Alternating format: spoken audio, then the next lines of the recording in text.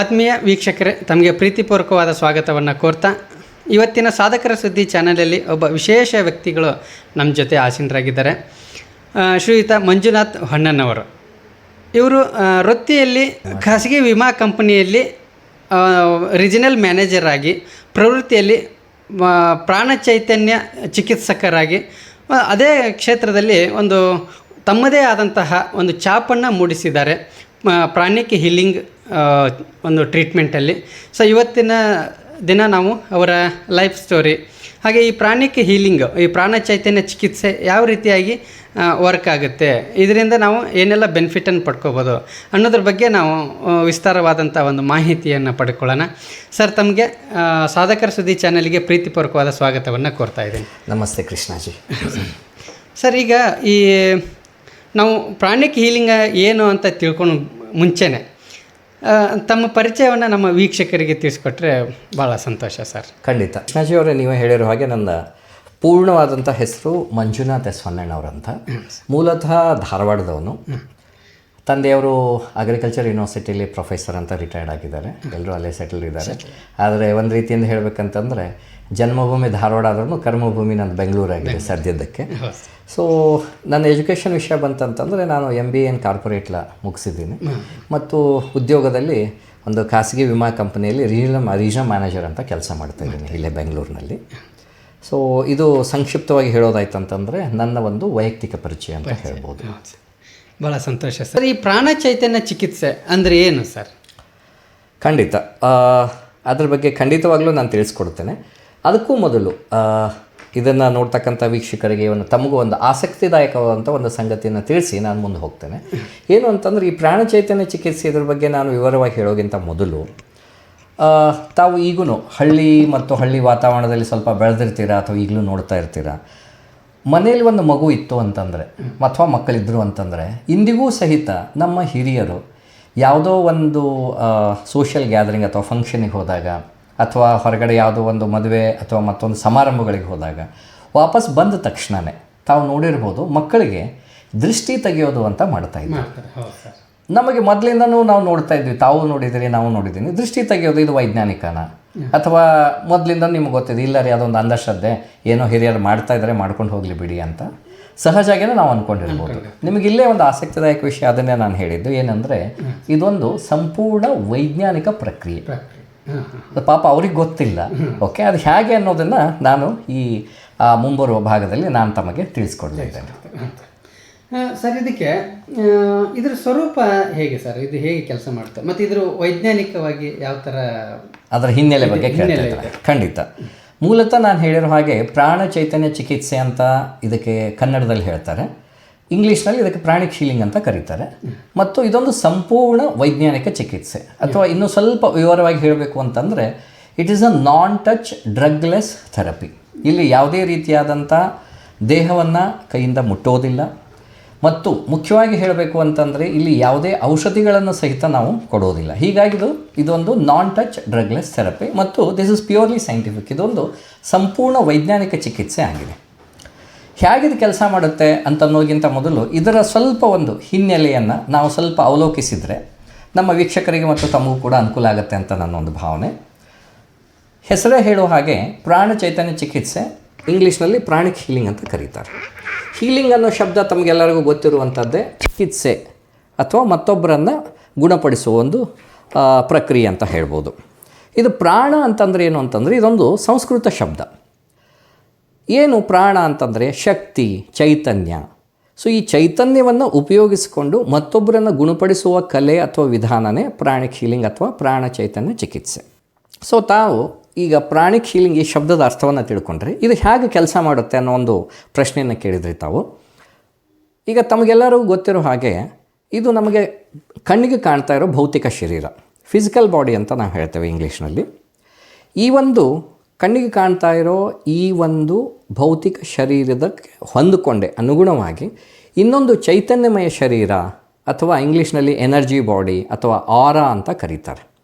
So ಇದು ಈ ಒಂದು ಫಿಸಿಕಲ್ ಬಾಡಿ ಅಥವಾ ಈ ಒಂದು ನಮ್ಮ ದೈಹಿಕ ಶರೀರಕ್ಕೆ ಹೊಂದ್ಕೊಂಡಂಗೆ ಇರುತ್ತೆ.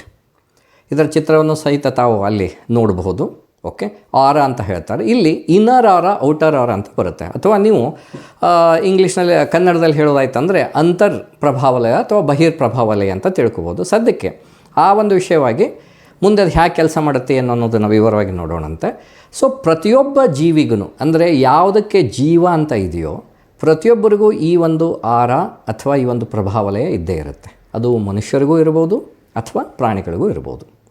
ಇಲ್ಲಿ ಮತ್ತೊಂದು ಇಂಟ್ರೆಸ್ಟಿಂಗ್ ಫ್ಯಾಕ್ಟ್ ಏನಪ್ಪ ಅಂತಂದರೆ, ಮನುಷ್ಯನಿಗೆ ಅಥವಾ ಜೀವಿಗಳಿಗೆ ಯಾವುದೇ ಒಂದು ತೊಂದರೆ ಬಂತು ಅಂತಂದರೆ, ಅದು ದೈಹಿಕ ತೊಂದರೆ ಇರ್ಬೋದು ಅಥವಾ ಮಾನಸಿಕ ತೊಂದರೆ ಇರ್ಬೋದು, ಮೊದಲು ಈ ಒಂದು ಎನರ್ಜಿ ಬಾಡಿ ಅಥವಾ ಚೈತನ್ಯಮಯ ಶರೀರದಲ್ಲಿ ಮೊದಲು ಕಾಣಿಸ್ಕೊಳ್ಳುತ್ತೆ. ಅದರ ನಂತರ ಈ ಒಂದು ಫಿಸಿಕಲ್ ಬಾಡಿ ಒಳಗೆ ಬರುತ್ತೆ. ಸರಿನಾ? ಇದು ಅಲ್ಲದೆ ಪ್ರಾಣ ಚೈತನ್ಯ ಚಿಕಿತ್ಸೆ ಅವರ ಒಂದು ಮೂಲಗಳ ಪ್ರಕಾರ ಅಥವಾ ಈ ಪ್ರಾಣಿಕ್ ಹೀಲಿಂಗ್ ಪ್ರಕಾರ ಈ ಒಂದು ಎನರ್ಜಿ ಬಾಡಿಯೊಳಗೆ 11 ಪ್ರಧಾನ ಚಕ್ರಗಳು ಇರ್ತವೆ. ನೀವು ಹೇಳ್ಬೋದು, ಇಲ್ಲ ನಾವು ಯೋಗಿಕ್ ಸಿಸ್ಟಮ್ನಲ್ಲೆಲ್ಲ ನೋಡ್ತೀವಲ್ಲ, ಅಲ್ಲಿ ಷಟ್ಚಕ್ರಗಳ ಬಗ್ಗೆ ಮಾತಾಡ್ತಾರೆ ಅಂತಂದರೆ, ಅದು ಯೋಗಿಕ್ ಸಿಸ್ಟಮ್ನಲ್ಲಿ ಇರ್ತಕ್ಕಂಥ ಚಕ್ರಗಳು ಕೂಡ ಇಲ್ಲೇ ಇದ್ದಾವೆ. ಆದರೆ ಇದೊಂದು ಚಿಕಿತ್ಸಾ ಪದ್ಧತಿ ಆಗಿರೋದ್ರಿಂದ ಇಲ್ಲಿ 11 ಚಕ್ರಗಳ ಬಗ್ಗೆ ನಾವು ಮಾತಾಡ್ತೇವೆ. ಈ ಒಂದು 11 ಚಕ್ರಗಳ ಬಗ್ಗೆ ಯಾವ್ಯಾವ ಅಂತ ನಾನು ಹೇಳ್ತೇನೆ. ಈ 11 ಚಕ್ರಗಳಿಗೂ ಅದರದೇ ಆದಂಥ ಭೌತಿಕ ಮತ್ತು ಮಾನಸಿಕ ಕೆಲಸ ಇರುತ್ತೆ. ಸೊ ಆ ಚಕ್ರಗಳು ಹೇಗೆ, ಏನು ಅಂತ ಅನ್ನೋದ್ರದ ಸ್ವರೂಪ ಏನು ಅಂತ ಅನ್ನೋದನ್ನು ಸಹಿತ ತಾವು ಚಿತ್ರದಲ್ಲಿ ನೋಡಬಹುದು. ಇಲ್ಲಿ ತಮಗೆ ಕಾಣಿಸ್ತಾ ಇರೋ ಈಗ ಎಲ್ಲ ಚಕ್ರಗಳನ್ನು ಈ ಸಮಯದ ಮಿತಿ ಇರೋದರಿಂದ ನಾನು ವಿವರಣೆ ಕೊಡೋಕ್ಕಾಗದೇ ಇದ್ದರೂ ಸಹಿತ 1 ಅಥವಾ 2 ಚಕ್ರಗಳ ಬಗ್ಗೆ ವಿವರಣೆನ ನಾನು ತಮಗೆ ಕೊಡಲಿಕ್ಕೆ ಬಯಸ್ತೇನೆ. ಈ ಒಂದು ಮಣಿಶಿರ ಅಥವಾ ಬೆನ್ನುಹುರಿ ಎಲ್ಲಿ ಎಂಡ್ ಆಗುತ್ತೋ, ಎಲ್ಲಿ ಅದು ಕೊನೆಗೊಳ್ಳುತ್ತೋ, ಸ್ಪೈನಲ್ ಕಾರ್ಡ್ ಅಂತ ನಾವೇನು ಹೇಳ್ತೀವಿ, ಅಲ್ಲಿ ಒಂದು ಚಕ್ರ ಇದೆ. ಸಂಸ್ಕೃತ ಅಥವಾ ಕನ್ನಡದಲ್ಲಿ ಅದಕ್ಕೆ ಮೂಲಾಧಾರ ಚಕ್ರ ಅಂತ ಕರೀತಾರೆ. ಇಂಗ್ಲೀಷ್ನಲ್ಲಿ ಬೇಸಿಕ್ ಚಕ್ರ ಅಂತ ಹೇಳ್ತಾರೆ.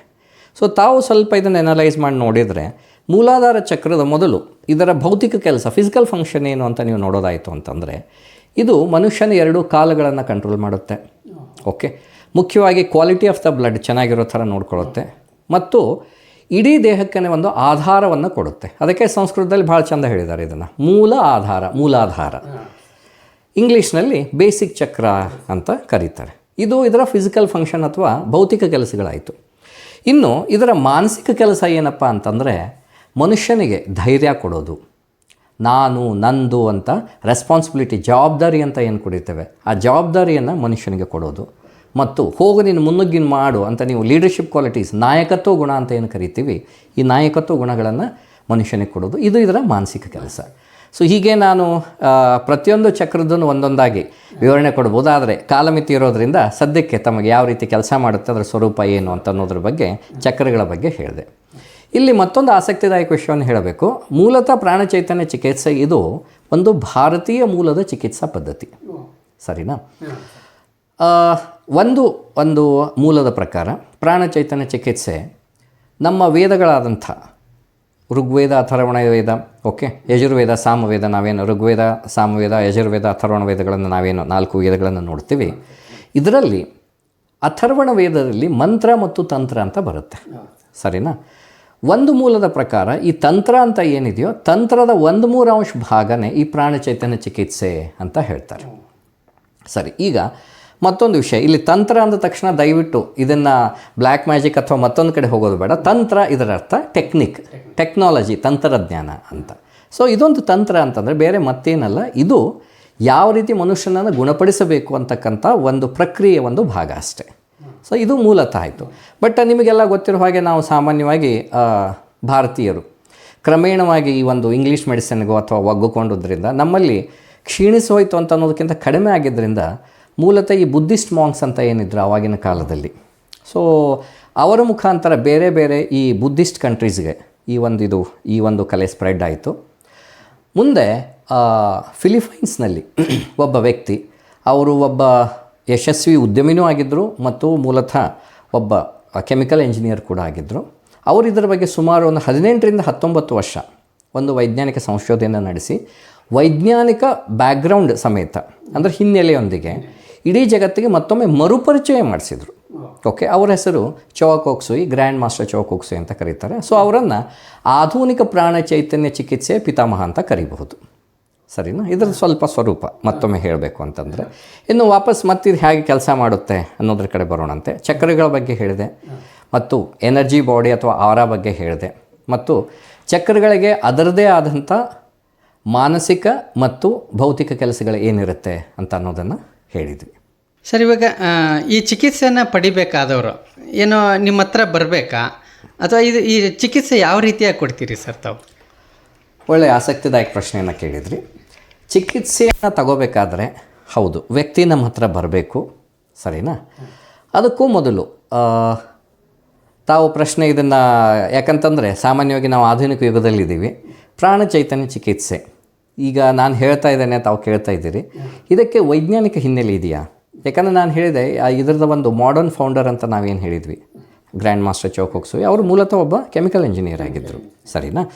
ಆದರೆ ಈ ಒಂದು ಆರಾ ಅಥವಾ ಒಂದು ಪ್ರಭಾವಲಯ ಅಂತ ನಾನೇನು ಹೇಳಿದೆ, ಇದನ್ನು ಬರಿಗಣ್ಣಿನಿಂದ ಸ್ವಲ್ಪ ಮಟ್ಟಿಗೆ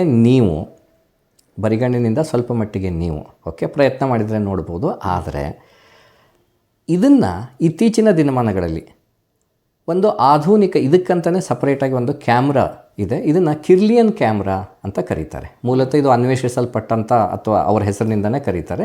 ಸೈಮನ್ ಡೇವಿಡೋ ಕಿರ್ಲಿಯನ್ ಮತ್ತು ಅವರ ಪತ್ನಿ ರಷ್ಯಾದವರು ಇದರ ಬಗ್ಗೆ ಇದನ್ನು ಅನ್ವೇಷಣೆ ಮಾಡಿದ್ದಾರೆ. ಇದನ್ನು ಉಪಯೋಗಿಸ್ಕೊಂಡು ತಾವು ಕೈ, ಕಾಲು ಅಥವಾ ಮನುಷ್ಯನ ಆರಾ ಅಥವಾ ಪ್ರಭಾವಲಯದ ಒಂದು ಫೋಟೋಗ್ರಫಿಯನ್ನು ಮಾಡಲಿಕ್ಕೆ ಸಾಧ್ಯ ಇದೆ. ಸ್ವಲ್ಪ ಮಟ್ಟಿಗೆ ಈ ವಿವರಣೆಯನ್ನು ನಿಮಗೆ ಹೇಳಬೇಕು ಅಂದರೆ ವೈಜ್ಞಾನಿಕ ಹಿನ್ನೆಲೆ.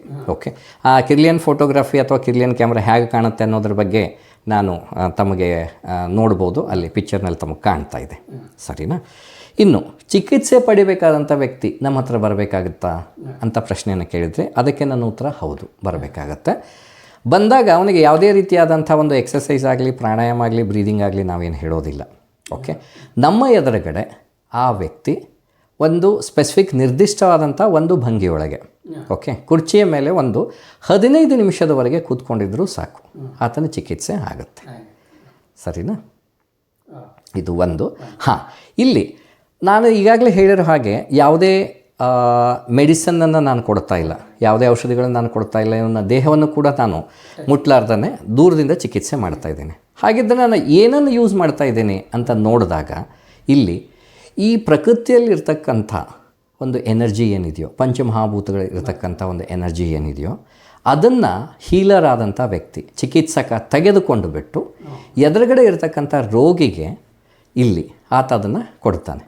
ಸೊ ಇದು ನನ್ನ ಚೈತನ್ಯ ಅಲ್ಲ, ಈ ಪಂಚಮಹಾಭೂತಗಳಂತ ಏನು ಕರಿತೀವಿ, ಈ ಪಂಚಮಹಾಭೂತಗಳಿಂದ ತಗೊಂಡಂಥ ಒಂದು ಚೈತನ್ಯವನ್ನು ತಗೊಂಡು ಎದುರುಗಡೆ ಇರ್ತಕ್ಕಂಥ ವ್ಯಕ್ತಿಗೆ ನಾನು ಅದನ್ನು ಟ್ರಾನ್ಸ್ಫರ್ ಮಾಡ್ತೀನಿ ಅಥವಾ ವರ್ಗಾಯಿಸ್ತೀನಿ.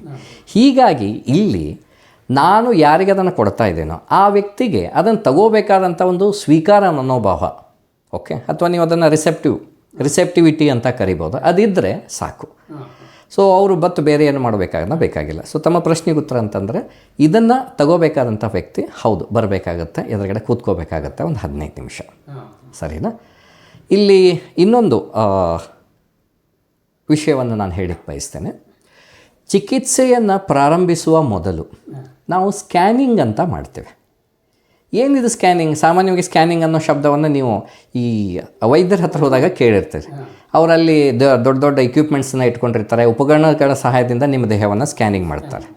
ಸರ್, ಮತ್ತು ಇಲ್ಲಿ ಏನಾದ್ರು ಉಪಕರಣನ ಅಂತ ಕೇಳಿದರೆ ಖಂಡಿತವಾಗ್ಲೂ ಇಲ್ಲ. ಓಕೆ, ಆ ಸೂಪರ್ ಪವರ್ ಕೊಟ್ಟಿರ್ತಕ್ಕಂಥ ಇವೇ ದೊಡ್ಡ ಉಪಕರಣಗಳು. ಕೈಯಿಂದ ನಾವೇನು ಮಾಡ್ತೇವೆ, ವ್ಯಕ್ತಿ ಎದುರುಗಡೆ ಬಂದಾಗ ಸ್ಕ್ಯಾನಿಂಗ್ ಅಂತ ಮಾಡ್ತೇವೆ. ಏನು ಸರ್ ಇದು ಸ್ಕ್ಯಾನಿಂಗ್ ಅಂತಂದರೆ ಬೇರೆ ಏನಲ್ಲ, ವ್ಯಕ್ತಿಗೆ ಏನೋ ತೊಂದರೆ ಆಗಿದೆಯೋ ಕೆಲವು ವಿಷಯಗಳನ್ನು ಅವ್ರು ಹೇಳ್ತಾರೆ. ಕೆಲವು ವಿಷಯಗಳನ್ನು ಸ್ಕ್ಯಾನಿಂಗ್ ಮಾಡಿದಾಗ ಏನು ಸ್ಕ್ಯಾನ್ ಮಾಡ್ತೇವೆ ಅಂದರೆ ಅವರ ನಾನೇನು ಹೇಳಿದ್ನಲ್ಲ ಈಗಾಗಲೇ, ಅಂತರ್ಪ್ರಭಾವಲಯ, ಬಹಿರ್ಪ್ರಭಾವಲಯ ಅಂದರೆ ಅಂದರೆ ಈ ಆರ ಅಂತ ಏನು ಹೇಳಿದ್ನಲ್ಲ, ಇನ್ನರ್ ಆರ, ಔಟರ್ ಆರ, ಅದನ್ನು ನಾವು ಸ್ಕ್ಯಾನ್ ಮಾಡ್ತೇವೆ. ಚಕ್ರಗಳನ್ನು ಸ್ಕ್ಯಾನ್ ಮಾಡ್ತೇವೆ. ದೇಹದ ವಿವಿಧ ಅಂಗಾಂಗಗಳಲ್ಲಿ ಏನಾದ್ರು ತೊಂದರೆ ಇತ್ತು ಅಂತಂದರೆ ಅದನ್ನು ಸ್ಕ್ಯಾನ್ ಮಾಡ್ತೇವೆ. ಆ ರೀತಿ ಸ್ಕ್ಯಾನ್ ಮಾಡಿ ಅಲ್ಲಿ ಏನಾದರೂ ತೊಂದರೆ ಕಂಡು ಬಂತಂದರೆ ಈ ತೊಂದರೆಯನ್ನು ನಮ್ಮ ವೀಕ್ಷಕರಿಗೋಸ್ಕರ ಒಂದು ಡರ್ಟಿ ಅಥವಾ ಕಂಜೆಸ್ಟೆಡ್ ಎನರ್ಜಿ, ಒಂದು ಕಲುಷಿತ ಶಕ್ತಿ ಅಂತ ಹೇಳ್ಬೋದು. ಓಕೆ, ಅಲ್ಲಿರ್ತಕ್ಕಂಥ ಕಲುಷಿತ ಶಕ್ತಿಯನ್ನು ಒಂದು ಚಿಕಿತ್ಸಾ ಒಂದು ಪದ್ಧತಿ ಪ್ರಕಾರ ಅದನ್ನು ಹೊರಗಡೆ ತೆಗೆದು ಓಕೆ ಒಂದು ಕಡೆ ಬಿಸಾಕ್ತೀವಿ, ಸರಿನಾ? ಈಗ ನಾವು ಕೇಳ್ಬೋದು, ಆ ಒಂದು ಕಲುಷಿತ ಶಕ್ತಿಯನ್ನು ಹೊರಗಡೆ ತಾವು ಬಿಸಾಕಿದಾಗ ಓಕೆ ಅದು ಮತ್ತೊಬ್ಬರಿಗೆ ಏನಾದರೂ ಅಫೆಕ್ಟ್ ಆಗಲ್ವಾ ಸರ್, ಮತ್ತೊಬ್ಬರಿಗೆ ಅದರಿಂದ ತೊಂದರೆ ಆಗಲ್ವಾ ಸರ್ ಅಂತ ಸಹಜವಾಗಿ ಇಲ್ಲೊಂದು ಪ್ರಶ್ನೆ ಬರುತ್ತೆ. ಸೊ ಆ ರೀತಿ ತೆಗೆದಂಥ ಒಂದು ಕಲುಷಿತ ಶಕ್ತಿ ಅಥವಾ ಡರ್ಟಿ ಎನರ್ಜಿಯನ್ನು ನಾವು ಸಾಲ್ಟ್ ಮತ್ತು ವಾಟರ್ ಸೊಲ್ಯೂಷನ್ನಲ್ಲಿ ಹಾಕ್ತೇವೆ. ಸರಿನಾ? ಅದು ಬೇರೆ ಮತ್ತು ಏನಲ್ಲ. Okay, salt and water. Sir, ಯಾಕೆ ನೀವು ಉಪ್ಪು ನೀರನ್ನು ಯಾಕೆ ಉಪಯೋಗಿಸ್ತೀರಿ ಅಂತ ಕೇಳಿದ್ರೆ, ನೀರು ಆ ಒಂದು ಕಲುಷಿತ ಶಕ್ತಿಯನ್ನು ಹೀರ್ಕೊಂಡ್ರೆ ಉಪ್ಪು ಅದನ್ನು ಸಣ್ಣ ಸಣ್ಣ ಪೀಸಾಗಿ ಬ್ರೇಕ್ ಮಾಡುತ್ತೆ. ಇದು ಒಂದು ವಿಷಯ. ಇದನ್ನು ವೈಜ್ಞಾನಿಕವಾಗಿ ಅನ್ನೋದಕ್ಕಿಂತ ಒಂದು ಪ್ರಾಣ ಚೈತನ್ಯ ಚಿಕಿತ್ಸೆ ಒಂದು ಲ್ಯಾಂಗ್ವೇಜಲ್ಲಿ ಇದಕ್ಕೆ ಬಯೋಪ್ಲಾಸ್ಮಿಕ್ ವೇಸ್ಟ್ ಡಿಸ್ಪೋಸಲ್ ಯೂನಿಟ್ ಅಂತ ಕರೀತಾರೆ. ಏನಿದು ಬಯೋಪ್ಲಾಸ್ಮಿಕ್ ವೇಸ್ಟ್ ಡಿಸ್ಪೋಸಲ್ ಯೂನಿಟ್? ಸರ್, ಇದಕ್ಕೆ ಬಯೋಪ್ಲಾಸ್ಮಿಕ್ ಅಂತ ಯಾಕೆ ಕರಿಬೇಕು ಅಂತಂದು ಕೇಳಿದರೆ, ಈ ಒಂದು ಎನರ್ಜಿ ಬಾಡಿ ಅಥವಾ ಚೈತನ್ಯಮಯ ಶರೀರ ಅಂತ ನಾನೇನು ಹೇಳಿದ್ನೋ ಇದನ್ನು ಬಯೋಪ್ಲಾಸ್ಮಿಕ್ ಬಾಡಿ ಅಂತ ಕೂಡ ಕರೀತಾರೆ.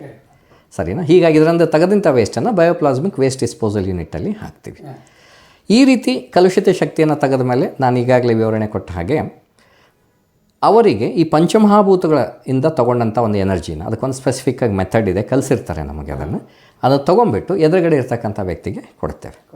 ಸೊ ಈ ರೀತಿ ಒಂದು ವ್ಯಕ್ತಿ ಹತ್ತಿರ, ಪ್ರಾಣ ಚೈತನ್ಯ ಚಿಕಿತ್ಸಾಕಾರನ ಹತ್ತಿರ ಒಬ್ಬ ತೊಂದರೆಗೊಳಗಾದಂಥ ವ್ಯಕ್ತಿ ಬಂದಾಗ ಈ ರೀತಿ ಚಿಕಿತ್ಸೆ ಫಸ್ಟ್ ಸ್ಟೆಪ್ಪಿಂದ ಕೊನೆ ಸ್ಟೆಪ್ವರೆಗೂ ಈ ರೀತಿ ಕ್ಯಾರಿ ಫಾರ್ವರ್ಡ್ ಆಗುತ್ತೆ. ಸರ್, ಇವಾಗ ಮಾತಾಡ್ತಾ ಹೇಳಿದ್ರಿ ಈ ಕಿರ್ಲೆನ್ ಫೋಟೋಗ್ರಫಿ ಅಂತ ಹೇಳಿದ್ರಿ. ಹೌದು. ಸೊ ಅದೇನು ಸರ್, ಅದನ್ನು ಸ್ವಲ್ಪ ವಿಸ್ತಾರ ಮಾಡ್ತೀರಾ? ಖಂಡಿತ. ಈಗಾಗಲೇ ನಾನು ಹೇಳಿರೋ ಹಾಗೆ ಈಗ ಸಾಮಾನ್ಯ ಕ್ಯಾಮ್ರಾಗಳನ್ನ ನೀವು ನೋಡಿರ್ತೇವೆ, ಸರಿನಾ? ಆದರೆ ಕಿರ್ಲಿಯನ್ ಫೋಟೋಗ್ರಫಿಯನ್ನು ಉಪಯೋಗಿಸ್ಕೊಂಡು ಮನುಷ್ಯನಿಂದ ಈ ಒಂದು ಎನರ್ಜಿ ಬಾಡಿ ಅಥವಾ ಒಂದು ಚೈತನ್ಯಮಯ ಶರೀರ ಅಂತ ಏನು ಹೇಳಿದೋ ಅದರ ಫೋಟೋಗ್ರಫಿಯನ್ನು ಮಾಡ್ಬೋದು. ಇದಕ್ಕೆ ಇನ್ನೂ ಸ್ವಲ್ಪ ವೈಜ್ಞಾನಿಕ ವಿವರಣೆ ನಾನು ಕೊಡೋದಾಯ್ತಂತಂದರೆ, ಇದರ ಬಗ್ಗೆ ಸಾಕಷ್ಟು ವೈಜ್ಞಾನಿಕ ಸಂಶೋಧನೆಗಳು ನಡೆದಿದ್ದಾವೆ. ಆ ಸಂಶೋಧನೆಗಳ ಮೇಲೆ ಹೇಳೋದಾಯ್ತಂತಂದರೆ, ಈ ಒಂದು ಎನರ್ಜಿ ಬಾಡಿ ಅಂತ ನಾವೇನು ಕರೆದ್ವಿ, ಅಂದರೆ ಪ್ರತಿಯೊಬ್ಬ ಮನುಷ್ಯನಿಗೂ ಒಂದು ಎನರ್ಜಿ ಬಾಡಿ ಇರುತ್ತೆ ಅಂತ ನಾನು ಈಗಾಗಲೇ ಹೇಳಿದೆ. ಈ ಒಂದು ಹೀಲರ್ ಅಂತ ನಾವೇನು ಕರಿತೀವಿ, ಅಂದರೆ ಯಾರನ್ನು ನೀವು ಪ್ರಾಣ ಚೈತನ್ಯ ಚಿಕಿತ್ಸಾಕಾರರು ಅಂತ ಕರಿತೀರೋ, ಆ ಪ್ರಾಣ ಚೈತನ್ಯ ಚಿಕಿತ್ಸಾಕಾರರು ಈ ಪ್ರಾಣ ಚೈತನ್ಯ ಚಿಕಿತ್ಸೆಯನ್ನು ಮಾಡಬೇಕಾದ್ರೆ ಓಕೆ, ಅವರ ದೇಹದಿಂದ ಹೊರಹೊಮ್ಮತಕ್ಕಂಥ ಒಂದು ಎನರ್ಜಿ ಅತ್ಯಂತ ಡೀಪಾಗಿ ಇದನ್ನು ನೋಡಿದಾಗ ಗೊತ್ತಾಗಿದೆ. ಏನಂದರೆ 7.83 ಹರ್ಟ್ಸ್ ನಿರ್ದಿಷ್ಟ ಆವರ್ತನಕ್ಕೆ ಹೊಂದಿಕೊಂಡಿರ್ತದೆ ಅಂತ ಹೇಳ್ತಾರೆ. ಸೊ ಇದು ಕೂಡ ಇದರಲ್ಲೇ ಇದು ಆಗಿದೆ. ಮತ್ತು ಇನ್ನೊಂದು ಆಸಕ್ತಿದಾಯಕ ವಿಷಯವನ್ನು ಹೇಳಬೇಕಂತಂದರೆ, ಈ ಕಿರ್ಲಿಯನ್ ಫೋಟೋಗ್ರಫಿಯನ್ನು ಯೂಸ್ ಮಾಡಿಕೊಂಡು ಕೈ ಕಾಲುಗಳದ ಈ ಕಿರ್ಲಿಯನ್ ಫೋಟೋಗ್ರಫಿ ಮಾಡಿರ್ತಕ್ಕಂಥ ಎಷ್ಟೋ ಚಿತ್ರಗಳನ್ನು ನೀವು ಇವತ್ತಿಗೂ ನಿಮ್ಮ ಗೂಗಲಲ್ಲಿ ಹೋಗಿ ಕಿರ್ಲಿಯನ್ ಫೋಟೋಗ್ರಫಿ ಅಂತ ಹೊಡೆದ್ರೆ ಭಾಳ ಇಂಟ್ರೆಸ್ಟಿಂಗ್ ಫೋಟೋಗ್ರಫಿಗಳನ್ನು ನೋಡ್ಬೋದು ನೀವು. ಅಲ್ಲಿ ಕೈಕಾಲುಗಳದ್ದು ಒಂದು ಎನರ್ಜಿ ಬಾಡಿಯನ್ನು ಫೋಟೋಗ್ರಫಿ ಮಾಡಿದ್ದಲ್ಲಿ ನಿಮಗೆ ಸಿಗುತ್ತೆ. ಇದಲ್ಲದೆ ನಾನೀಗ ಮತ್ತೊಂದು ವಿಷಯನ ಹೇಳಬೇಕು. ಜೀವಿತ ವಸ್ತುಗಳಿಗೆ ಒಂದು ಈ ಎನರ್ಜಿ ಬಾಡಿ ಅಥವಾ ಆರಾ ಇರುತ್ತೆ. ನಿರ್ಜೀವ ವಸ್ತುಗಳಿಗೆ ಅದರದೇ ಆದಂಥ ಒಂದು ಎನರ್ಜಿ ಫೀಲ್ಡ್, ಅದೊಂದು ಚೈತನ್ಯ ಒಂದು ಕಾಂತಕ್ಷೇತ್ರ ಅಂತ ಹೇಳ್ಬೋದು, ಅದು ಕೂಡ ಇರುತ್ತೆ. ಇದನ್ನು ಕೂಡ ನೀವು ಈ ಕಿರ್ಲಿಯನ್ ಫೋಟೋಗ್ರಫಿಯಲ್ಲಿ ನಿರ್ದಿಷ್ಟವಾಗಿ ಫೋಟೋಗ್ರಾಫ್ ಮಾಡಿ ನೋಡ್ಬೋದು.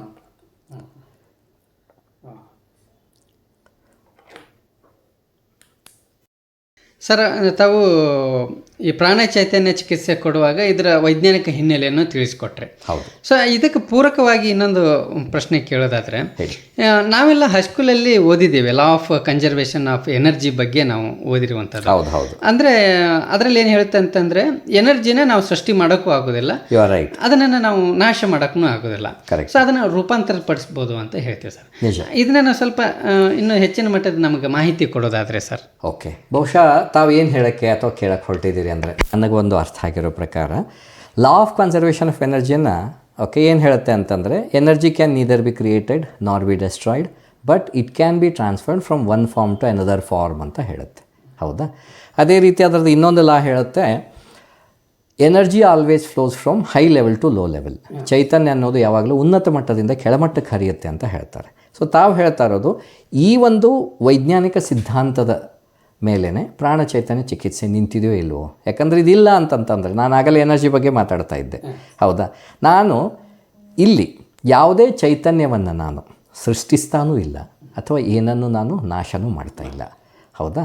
ಇಲ್ಲಿ ಈ ಒಂದು ವಾತಾವರಣದಲ್ಲಿ ಪಂಚಮಹಾಭೂತಗಳಂತ ಏನು ಕರಿತೇವೆ, 5 ಎಲಿಮೆಂಟಲ್ಸ್, ಅಲ್ಲಿಂದ ಒಂದು ತಗೊಂಡಂಥ ಎನರ್ಜಿಯನ್ನು ರೂಪಾಂತರಗೊಳಿಸಿನೇ ಎದುರುಗಡೆ ಇರತಕ್ಕಂಥ ವ್ಯಕ್ತಿಗೆ, ಆ ಒಂದು ಪೇಷಂಟ್ಸ್ಗೆ ಕೊಡ್ತಾ ಇದ್ದೀನಿ. ಸೊ ನಿಮ್ಮ ಒಂದು ಹೇಳಿಕೆಯ ಪ್ರಕಾರ ಲಾ ಆಫ್ ಕನ್ಸರ್ವೇಷನ್ ಆಫ್ ಎನರ್ಜಿಯ ಮೊದಲನೇ ನಿಯಮ ಅಲ್ಲಿಗೆ ಪಾಲನೆ ಆಯಿತು ಅಂತ, ಸರಿನಾ? ಎರಡನೇದು ನೀವು ಹೇಳೋ ಹಾಗೆ energy always flows from high level to low level, ಉನ್ನತ ಮಟ್ಟದಿಂದ ಕೆಳಮಟ್ಟಕ್ಕೆ ಹರಿಯುತ್ತೆ ಅಂತ, ಅದು ನಿಜ ಕೂಡ.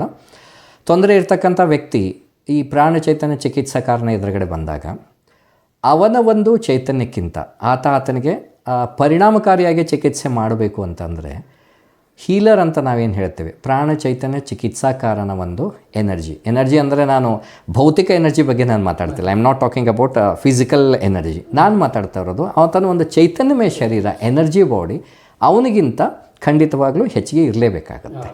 ಮತ್ತು ಅದನ್ನು ಯಾವ ರೀತಿ ಹೆಚ್ಚಿಗೆ ಮಾಡ್ಕೋಬೇಕು ಅನ್ನೋದ್ರ ಬಗ್ಗೆನೂ ಈ ನಮ್ಮನ್ನು ತರಬೇತುಗೊಳಿಸಬೇಕಾದ್ರೆ ಕೆಲವೊಂದು ನಿಯಮಗಳನ್ನು, ಅದಕ್ಕೆ ಸಂಬಂಧಪಟ್ಟಂಥ ಕೆಲವೊಂದು ಟೆಕ್ನಿಕ್ಸ್ ಅಥವಾ ಕೆಲವೊಂದು ಪ್ರಕ್ರಿಯೆಗಳನ್ನು ನಮಗೆ ಹೇಳಿರ್ತಾರೆ. ಸರ್, ನಾವೀಗ ಡಾಕ್ಟ್ರ್ ಹತ್ರ ಹೋಗಲೇಬೇಕಾಗತ್ತೆ. ನಮಗೇನಾದರೂ ರೋಗ ಬಂದಾಗ ಅವರು ಸ್ಟೆಥೋಸ್ಕೋಪ್ ತೊಗೊಂಡು ನರನಾಡಿಗಳನ್ನು ಹಿಡಿದು ಅವರು ಚೆಕ್ ಮಾಡಿ ನಮಗೇನು ರೋಗ ಬಂದಿದೆ ಅಂತ ಹೇಳಿ ಟ್ರೀಟ್ಮೆಂಟನ್ನು ಕೊಡ್ತಾರೆ. ತಾವು ಸ್ಟಾರ್ಟಿಂಗ್ ಹೇಳಿರೋ ಹಾಗೆ ನಾನ್ ಟಚಬಲ್ ಟ್ರೀಟ್ಮೆಂಟ್ ಅಂತ ಹೇಳಿದರೆ, ಅಂದರೆ ನಾವು ಅವ್ರನ್ನ ಥೆರಪಿ ಅಂತ ಅವ್ರು ನಾವು ಮುಟ್ಟದೇನೆ ಅವರಿಗೆ ಚಿಕಿತ್ಸೆ ಕೊಡ್ತೇವೆ ಅಂತ ಹೇಳಿ. ಸೊ ಈ ಪ್ರಕಾರ ಹೋಗೋದಾದರೆ ರೋಗಿ ಬರ್ದೇನೆ, ನಿಮ್ಮ ಹತ್ರ ಬರ್ದೇನೆ, ನಿಮ್ಮ ಎದುರಿಗೆ ನಿಲ್ದೇನೆ ನೀವು ಟ್ರೀಟ್ಮೆಂಟ್ ಕೊಡೋಕ್ಕಾಗುತ್ತಾ? ಓಕೆ, ಭಾಳ ಆಸಕ್ತಿದಾಯಕ ಒಂದು ಪ್ರಶ್ನೆಯನ್ನು ಕೇಳಿದರು ಕೃಷ್ಣ ಅವರು. ತಾವೇ ಕೇಳೋರ ಪ್ರಶ್ನೆ ಹಾಗೆ, ವ್ಯಕ್ತಿ, ತೊಂದರೆ ಇರ್ತಕ್ಕಂಥ ವ್ಯಕ್ತಿ ಅಥವಾ ರೋಗಿ ಪ್ರಾಣ ಚೈತನ್ಯ ಚಿಕಿತ್ಸಾಕಾರನ ಬಳಿಗೆ